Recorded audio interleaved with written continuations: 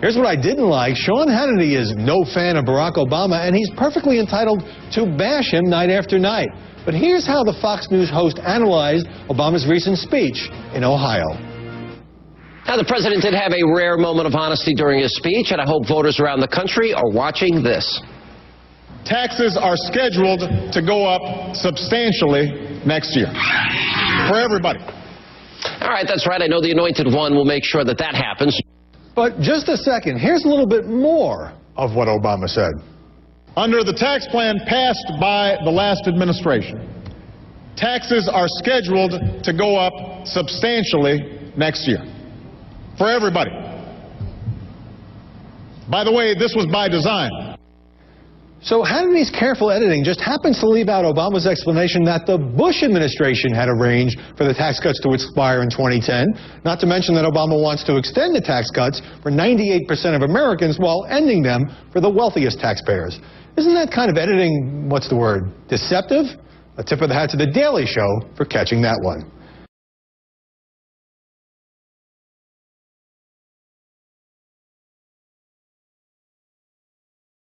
His financial windfall came up at last week's Capitol Hill hearing. Is the legislation that we are discussing here today, is that something that you are going to personally benefit from? If you believe that the reason I have been working on this issue for 30 years is because of greed, you don't know me. Is that something that you are going to personally benefit from? I believe that the transition to a green economy is good for our economy and good for all of us. And I have invested in it. But every penny that I have made, I have put right into a nonprofit, the Alliance for Climate Protection, to spread awareness of why we have to take on this challenge. And Congresswoman, if you believe that the reason I have been working on this issue for 30 years is because of greed, you don't know me.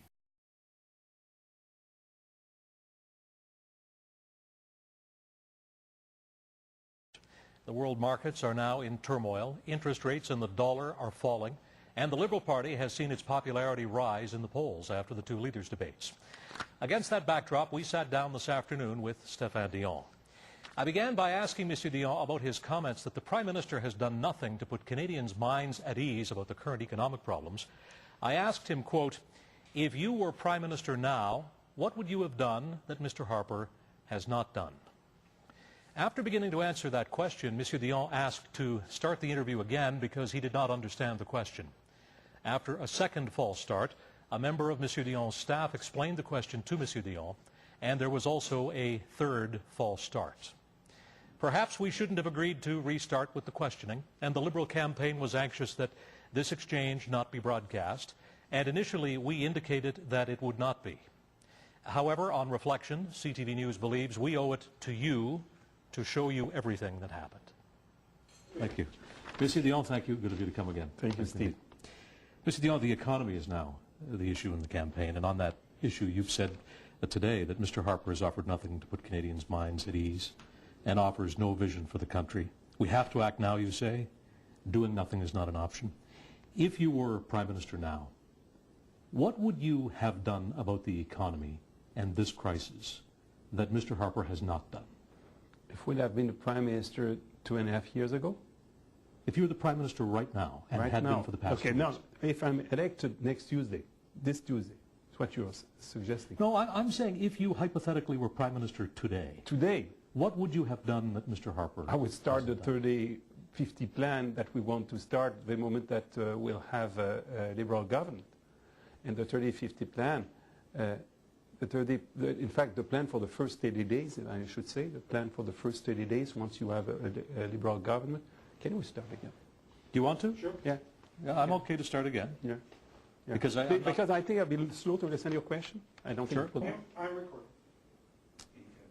Mr. Dion, good of you to come again. Thank you, Steve. Mr. Dion, you've said today that Mr. Harper has offered nothing to put Canadians' minds at ease during this financial crisis, and you go on to say that he has no vision for the country. You say We have to act now. Doing nothing is not an option. So I'd like to begin by asking you, if you were Prime Minister now, what would you have already done in this crisis that Mr. Harper hasn't done? Again, I don't understand the question. Because you asked me to be Prime Minister at which moment? Today, or since a week, or 60 weeks, or 60 No, if you were the Prime Minister during this time already. We need to start again. I'm sorry. If I was the Prime Minister, starting when? Today? I want the Prime Minister today? If you were the Prime Minister since Harper's been Prime Minister? But yeah, 2 years and a half ago. At any given time? 2 years and a half ago. What would you do differently between the time that Harper's been there to change things? Yeah, but if I have been Prime Minister 2 years and a half ago, we'd have had an agenda. Let's start again. Okay. We'll go there. I'm rolling. Still recording. Yeah. Monsieur Dion, thank you for coming. Thank you, Steve. Let's start again. It's a good job the tape is cheap. But give me a first day where I'm Prime Minister that I figure out what is your question is about. Here then is the interview in its entirety from the point that we pick it up now, which is the re-ask of the question.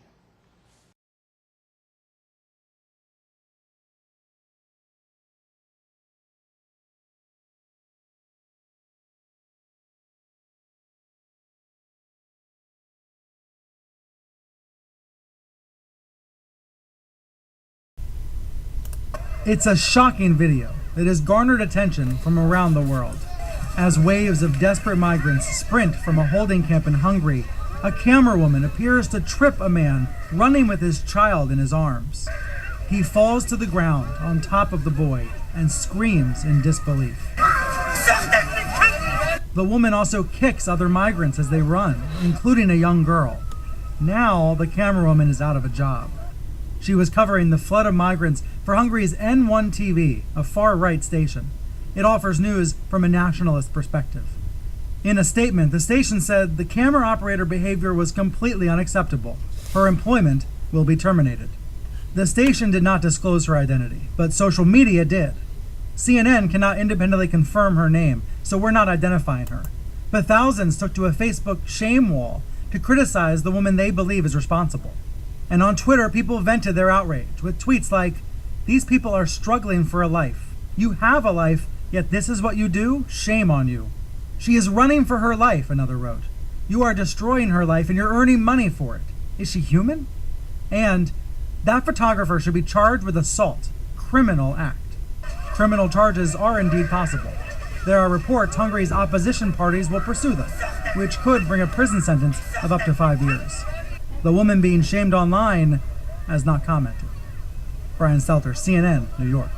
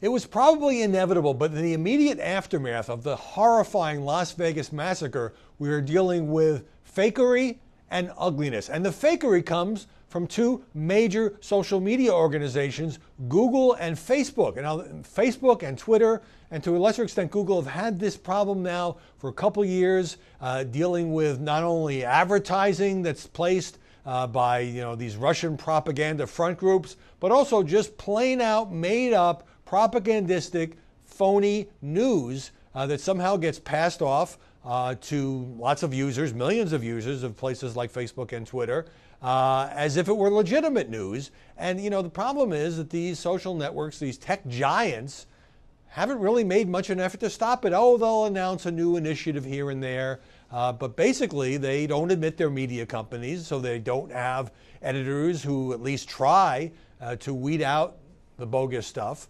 And so it gets around and really infects their product, and I would argue, affects public opinion. Millions and millions of people see this. So after the mass shooting in Las Vegas, it turns out that both organizations reported, or carried reports, I guess it would be more accurate to say, that the shooter was an anti-Trump liberal who liked Rachel Maddow and MoveOn.org, that the FBI had already linked him to ISIS, and that mainstream news organizations were suppressing the fact that he had recently converted to Islam. None of that is true, according to a terrific column in the New York Times by Kevin Roose, a tech writer, who says that this sort of bogus information came from various places such as 4chan, a toxic online message board, and even Sputnik, which is a propaganda outfit bankrolled by the Russian government. And yet, this was all reported, and this means that they identified the wrong guy. Somebody was falsely accused of this heinous crime.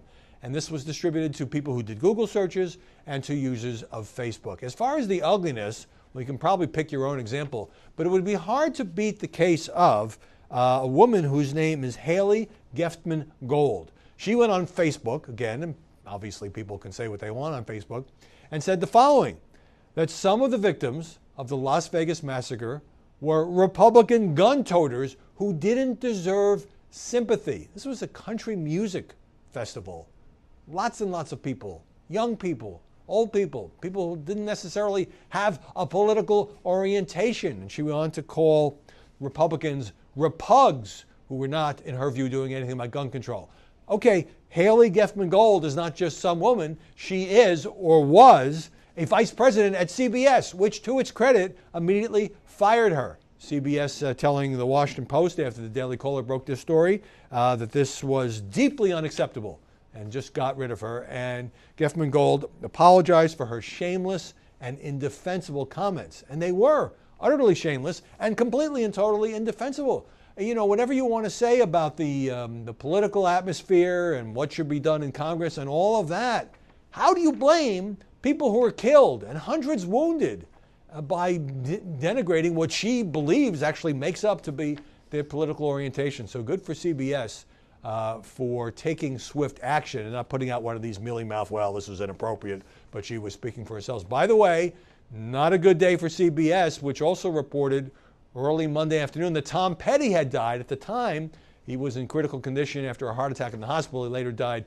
shortly before midnight, but for that period of hours, people were issuing statements, fellow musicians. Imagine the impact on his family. CBS said it got it from the LA Police Department, but you don't report someone's death without having it absolutely confirmed. So fake news on Facebook and Google, ugly news on Facebook from a CBS executive, and fake news from CBS, except it was inadvertent and CBS apologized.